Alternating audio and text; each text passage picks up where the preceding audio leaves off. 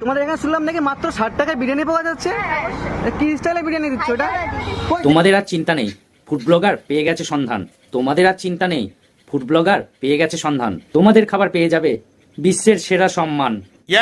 চলো দেখি অনেকেই এদের বিরিয়ানি নিয়ে কি বলছে, দেখা যাক। অনেকে কমেন্ট করছে এরা মরা চিকেন দিচ্ছে, এদের বিরিয়ানি ভালো না। যারা বলছে আমি তাদেরকে বলছি, আরে কাটা মুরগি 200 টাকা আর গোটা মুরগি 150 টাকা। তার মানে বুঝতে পারছো, বেঁচে থাকলে মানুষের দাম আর মরার পরে কোনো দাম নেই। আর এইসব গাধাদের বলছি, আরে মুরগি তো মেরেই সেটাকে পিস করে তো চিকেন বিরিয়ানি বানানো হয়, তাহলে মরা বাচ্চার সঙ্গে তফাৎটা কোথায়?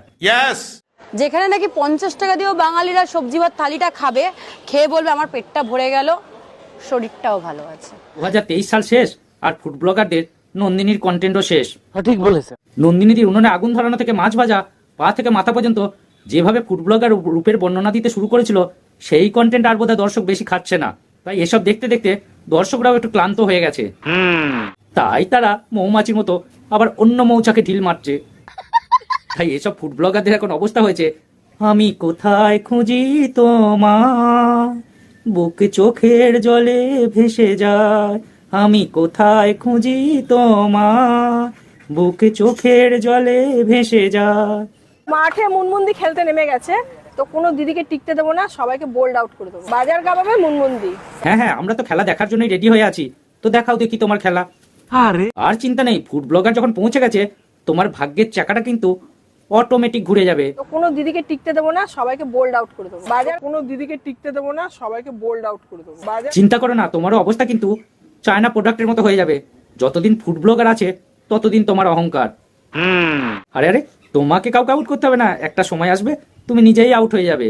ঠিক বলেছে। সেজে গুজে একদিন রান্না করে দেখো, রান্নায় নুনও ঠিক থাকবে, ঝালও ঠিক থাকবে, তেলও ঠিক থাকবে। শুধু রান্নাটা এখান থেকে আর এখান থেকে করতে হবে।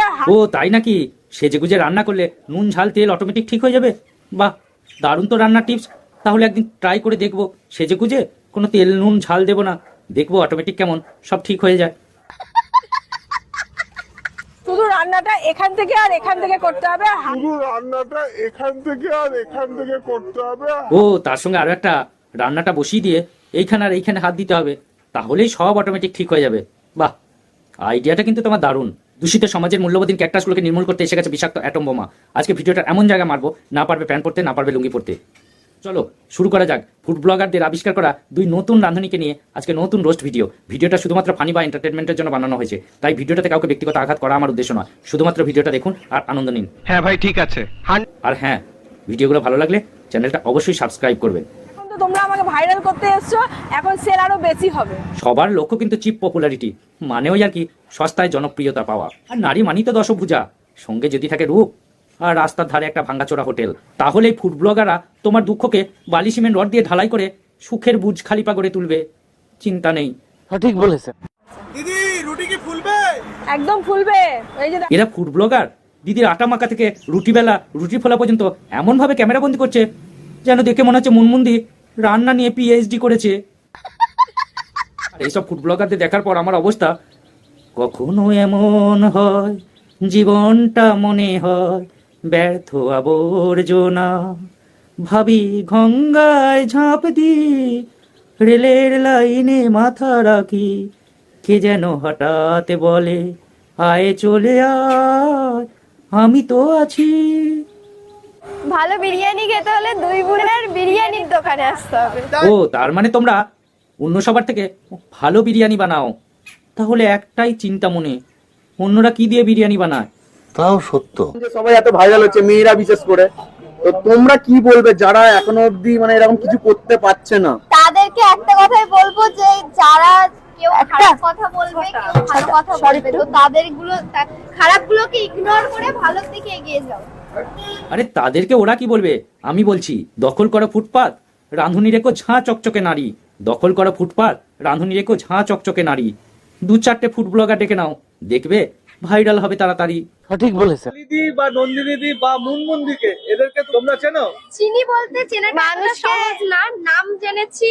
আর তাছাড়া এমনি যেগুলো ভাইরাল কন্টেন্ট সেগুলো তো ফেসবুক খুলে দেখাই যায়, তো দেখেওছি, বাট আমি চিনি না, একদমই চিনি না। কারণ একটা বলছি এরা কি মঙ্গল গ্রহ থেকে রেসিপি তথ্য অনুসন্ধান করে ফিরে এসেছে নাকি? হ্যাঁ, যে এদেরকে চিনতে হবে? সত্যি যত সব আজগুবি ফুড ব্লগার, মাঝে মাঝে ভাবি এরা ফুড ব্লগিং করতে যায় না পিএনপিসি করতে যায়। তাই এদের দেখলে শুধু একটাই মনে মনে দুঃখ হয়, লোকের ভালো দেখলে এদের মনে আমাবস্যা। আসল কারণ এটা এদের মানসিক সমস্যা। সঠিক বলেছে।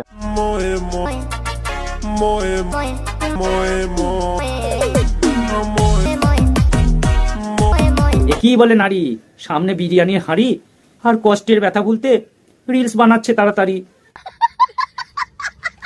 কম বয়সে তোমাদের প্রতিভা দেখে মুগ্ধ হয়ে গেলাম, তাই তোমাদের সাফল্য এগিয়ে নিয়ে যেতে 2025 সালের 31শে ডিসেম্বর লাস্ট ভ্যালিডিটির অ্যাওয়ার্ডটা ফুড ব্লগাররাই ধরিয়ে দেবে, চিন্তা করো না। আজকে ভিডিওটা এখানেই শেষ করলাম। ভিডিওটা ভালো লাগলে অবশ্যই লাইক করো, কমেন্ট করো, শেয়ার করো। আর হ্যাঁ, চ্যানেলটা সাবস্ক্রাইব করতে ভুলো না। বহু সংখ্যক মানুষ আমার ভিডিও দেখছে কিন্তু সাবস্ক্রাইব করছে না, তাই সবার কাছে অনুরোধ অবশ্যই চ্যানেলটা সাবস্ক্রাইব করবেন।